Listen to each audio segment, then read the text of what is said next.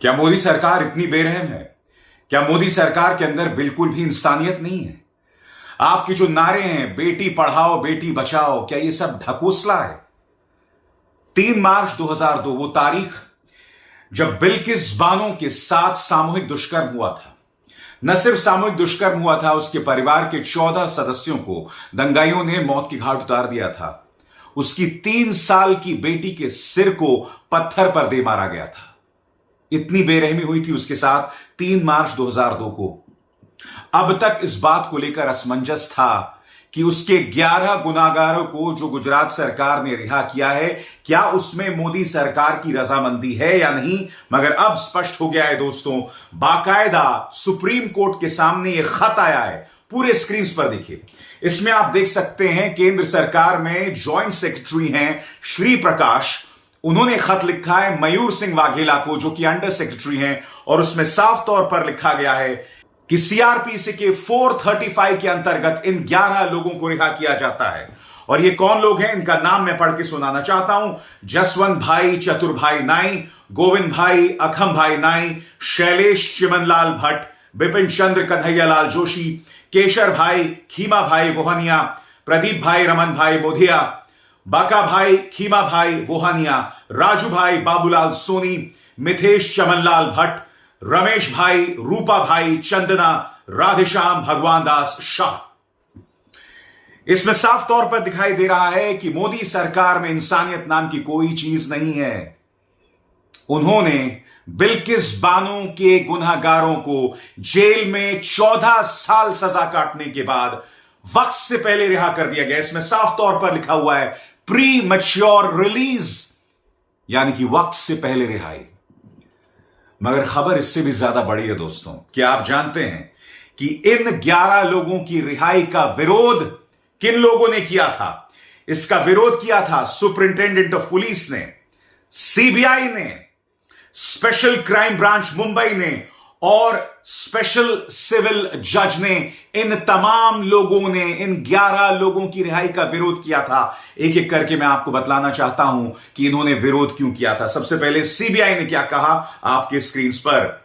CBI के अधिकारी ने कहा कि 14 लोगों का गुनाह खौफनाक और गंभीर है, इसलिए इनके साथ नरमी नहीं बरती जा सकती और वक्त से पहले इन्हें रिहा नहीं किया जा सकता। दोस्तों, यह बयान किसी और का नहीं है, सीबीआई के एक अधिकारी का है। सीबीआई ने आधिकारिक तौर पर इन 11 लोगों के गुनाह को गंभीर और खौफनाक बताया था।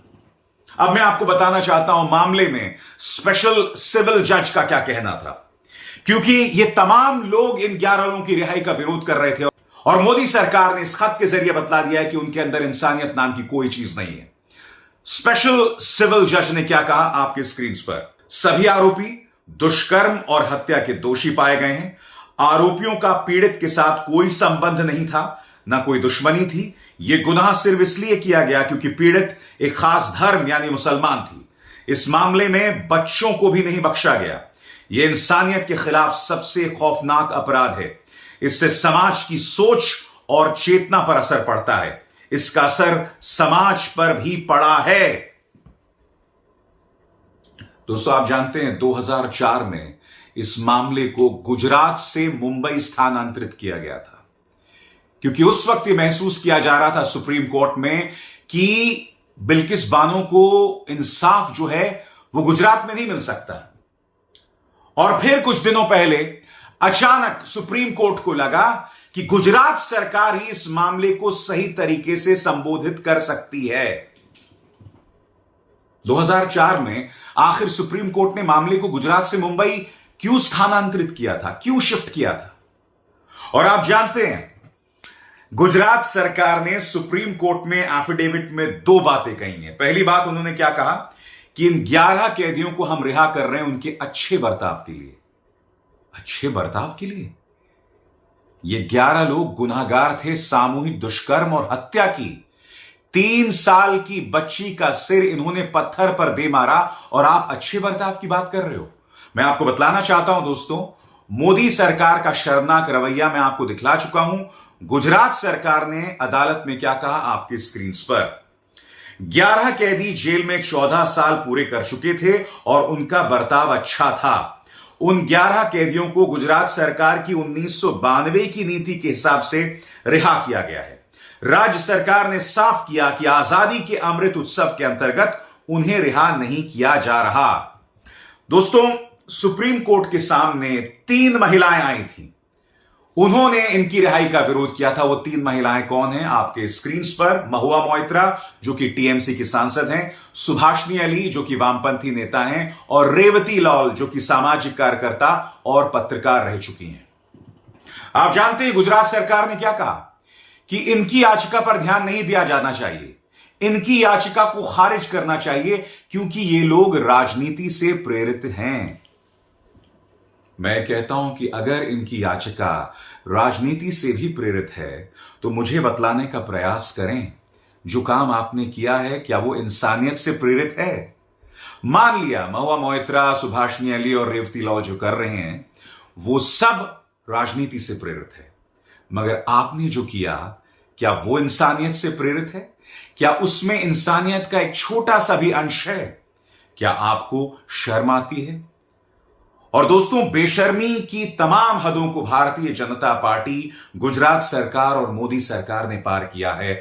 आपके स्क्रीन पर ये हैं सीके राहुल जी, ये हैं गोधरा में विधायक। आप जानते होंगे इन्होंने कुछ दिनों पहले क्या कहा था कि इन आरोपियों में से कुछ ब्राह्मण हैं जिनके बहुत अच्छे संस्कार हैं और ब्राह्मण ऐसे गुनाह नहीं कर सकते, इनके खिलाफ साजिश रची गई है। इनके गुनाह साबित हुए हैं। दोस्तों, आज मैं आपसे सवाल पूछना चाहता हूं कि आखिर क्यों भारतीय जनता पार्टी हमेशा बलात्कारियों के साथ खड़े दिखाई देती है? अभी 40 दिन की पैरोल पर रिहा किया गया है बलात्कारी और हत्यारे राम रहीम को। आपकी स्क्रीन पर क्यों? क्योंकि हरियाणा के आदमपुर में उपचुनाव होने वाले हैं। सिर्फ चुनाव जीतने के लिए उन्होंने इस बलात्कारी और हत्यारे राम रहीम को रिहा कर दिया। मुझे आपको बतलाने की बिल्कुल भी जरूरत नहीं है कि हाथरस की गुड़िया के साथ इन्होंने क्या किया था। रातों रात उत्तर प्रदेश की सरकार ने उसके शव पर पेट्रोल छिड़क कर उसे आग के हवाले कर दिया था। उसकी मां गिड़गिड़ाती रही कि मुझे मेरी बेटी के शव पर मेहंदी तो लगाने दो, मगर मुख्यमंत्री आदित्यनाथ की सरकार टस से मस नहीं हुई, उसका दिल नहीं पसीजा और इन्होंने रातों रात उस शव को जला दिया। 3 मार्च 2002 वो तारीख जब बिल्किस बानो की इंसानियत के तमाम उसूलों को छलनी कर दिया गया था। आज एक बार फिर मोदी सरकार ने यह काम किया है। दोस्तों, यह खत आजाद भारत के इतिहास ही नहीं बल्कि आने वाले कई सालों तक सरकार की बेरहमी, उनके गैर इंसानी रवैये का जीता जागता प्रमाण बना रहेगा। मैं आपको याद दिलाना चाहूंगा दोस्तों, कुछ दिनों पहले मैंने ट्विटर पर आज तक न्यूज चैनल का एक डिबेट देखा। उसमें एक महिला पत्रकार भारतीय जनता पार्टी के इस विवादास्पद प्रवक्ता गौरव भाटिया से सवाल पूछ रही थी। वैसे तो मुझे ताज्जुब हुआ कि आज तक ने इतनी हिम्मत दिखाई। उस महिला एंकर ने सवाल पूछा कि गौरव भाटिया, बिल्किस बानो के उन गुनहगारों को क्यों रिहा किया गया?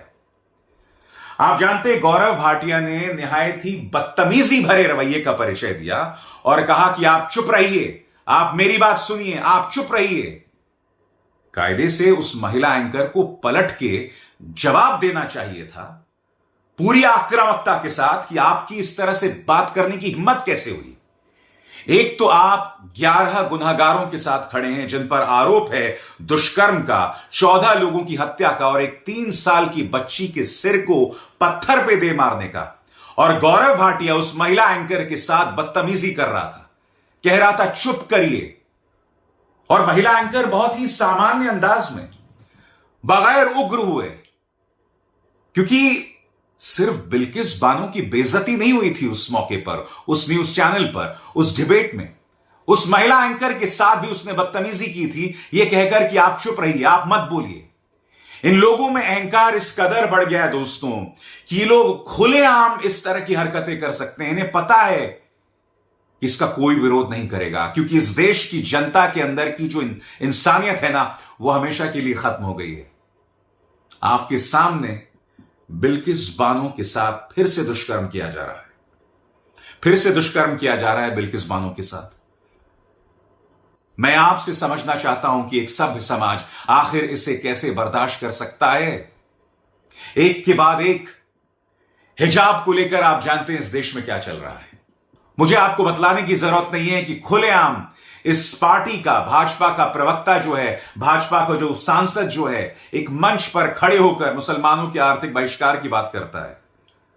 प्रधानमंत्री नरेंद्र मोदी अमिताभ बच्चन के जन्मदिन पर उन्हें बधाई दे सकते हैं, मगर इनके मुंह से बिल्किस बानो को लेकर एक शब्द नहीं फूटा है, एक शब्द नहीं निकला है। और आप कहेंगे भी क्यों प्रधानमंत्री, आपकी तो रजामंदी है। मैं न जाने क्यों आपसे सवाल पूछते रहता हूं, मैं न जाने क्यों आपसे उम्मीद करता हूं कि आप इन तमाम अत्याचारों पर अपनी राय देंगे। नहीं, इन तमाम अत्याचारों में आपकी रजामंदी है प्रधानमंत्री। मैं आपसे समझना चाहता हूं, आप अंतर्राष्ट्रीय तौर पर अपनी छवि को बढ़ाना चाहते हैं, अपना भौकाल बढ़ाना चाहते हैं। प्रधानमंत्री, क्या इस बेरहमी से आप दुनिया में, इस देश में अपना मुकाम बना पाएंगे? मैं जानता हूं कि आपके प्रचार तंत्र ने इस देश के बहुमत में, इस देश के हिंदू में एक डर बिठा दिया है कि अगर आप सत्ता से गए तो मुगलों का राज आ जाएगा। इसलिए आज की जनता ये नहीं देख पा रही है कि किस तरह से महंगाई बढ़ रही है, किस तरह से बेरोजगारी बढ़ रही है और किस तरह से धर्म के नाम पर बिल्किस बानो के साथ इस तरह का अत्याचार हो रहा है। मैं समझना चाहता हूं कि जिस इंसान के मन में इंसानियत है, करुणा है, आखिर वो बिल्किस बानो की दास्तान से कैसे नहीं पसीजेगा? प्रधानमंत्री, मैं समझना चाहता हूं कि आप बार बार सरकार के अंदर का जो इंसानी रवैया है उसे क्यों कुचल रहे हैं। इसकी वजह क्या है प्रधानमंत्री, मुझे समझाएं आप। वाकई हैरत होती है दोस्तों। सीबीआई ने इन 11 लोगों की रिहाई का विरोध किया, सुपरिंटेंडेंट ऑफ पुलिस ने इन 11 लोगों की रिहाई का विरोध किया, क्राइम ब्रांच ने इनकी रिहाई का विरोध किया, स्पेशल सिविल जज ने भी इसका विरोध किया, मगर मोदी सरकार ने सीआरपीसी के 435 का इस्तेमाल करके वक्त से पहले उनकी रिहाई का यह आदेश जारी कर दिया। यह बात अब सार्वजनिक हो गई है, यह बात अब सबके सामने आ गई है। मैं आपसे पूछना चाहता हूं, इस मामले पर कितने न्यूज चैनल्स पर डिबेट हुए? कायदे से मुझे इस खबर को लेकर आपके पास कल आना चाहिए था, यानी सोमवार को आना चाहिए था, मगर मैं देखना चाहता था दोस्तों कि इस खबर को लेकर क्या चर्चा हो रही है। और मैं मोदी सरकार से पूछना चाहता हूं, आज इंडियन एक्सप्रेस में एक खबर है जिसके मुताबिक केंद्र सरकार ने अंडमान और निकोबार आइलैंड के जो एक्स चीफ सेक्रेटरी हैं जितेंद्र नारायण, उन्हें निलंबित कर दिया। और आप जानते हैं क्यों निलंबित किया गया है?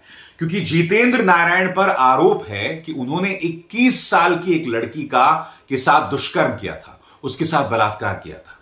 केंद्र सरकार ने जितेंद्र नारायण को निलंबित कर दिया है। क्यों किया है? क्या जरूरत है आपको करने की?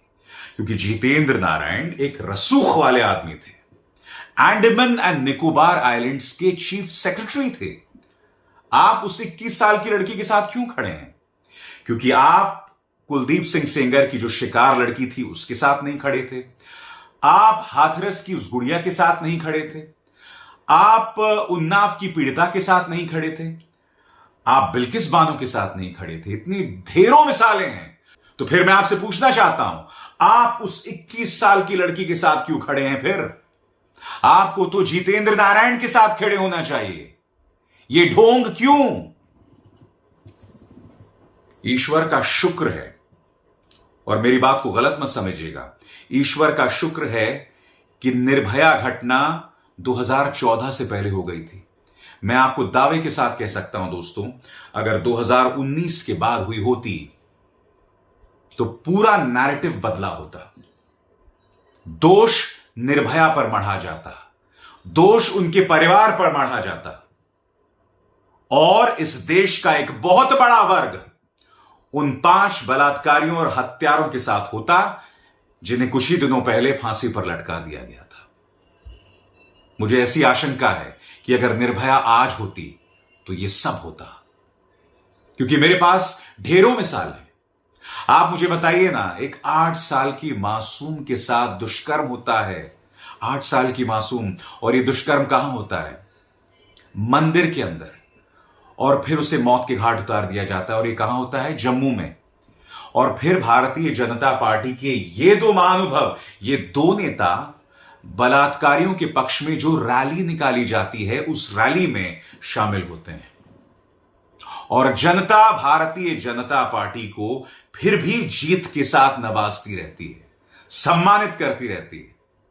इसलिए तो मैं कह रहा हूं कि इस देश के आम जनमानस के अंदर की इंसानियत पूरी तरह से खत्म हो चुकी है। जब आप ये नहीं देख रहे हैं कि धर्म के नाम पर, हिंदू के नाम पर और वोट्स बटोरने के नाम पर किस तरह से सरकार अपना बेरहम चेहरा बार बार सामने पेश कर रही है और जनता पर इसका कोई असर नहीं पड़ रहा है। कभी कभी ये तमाम खबरें करते करते मैं थक जाता हूं। मुझे लगता है कि इसका समाज पर कोई असर नहीं पड़ रहा है, मगर मैं चुप नहीं हो सकता दोस्तों। मैं चुप इसलिए नहीं हो सकता क्योंकि अब भी इंसानियत के मूल्यों को तवज्जो देता हूं मैं। मुझे इस बात का एहसास है कि हम इस समाज को जो बना रहे हैं ना, हम अपने बच्चों के साथ एक बहुत बड़ी नाइंसाफी कर रहे हैं। जिस तरह से इस समाज का बेरहम चेहरा बन गया है राजनीति के चलते, हम ये देश बर्बाद कर रहे हैं और अपने आने वाली पीढ़ियों के साथ बहुत बड़ी नाइंसाफी कर रहे हैं। मैं तमाम मुद्दे इसलिए उठाता हूं, मैं उन बच्चों के लिए उठाता हूं, मैं अपने बच्चों के लिए उठाता हूं, मैं आपके बच्चों के लिए उठाता हूं, मगर शायद आप पर कोई फर्क नहीं पड़ता है क्योंकि आप पूरी तरह से ब्रेन वॉश्ड हो गए हैं। जैसा मैं अक्सर कहता हूं ना, धर्म का जो धतूरा आप चाट चुके हैं वो अभी तो आपको मीठा लग रहा है, मगर वो आपके अंदर इस कदर कड़वाहट पैदा कर चुका है कि आपके अंदर की नसें, आपके अंदर की अंतड़ियां पूरी तरह से गल गई हैं। और इसका आभास आपको उस वक्त होगा जब आप कुछ नहीं कर पाएंगे। अभिसार शर्मा को दीजिए इजाजत। नमस्कार।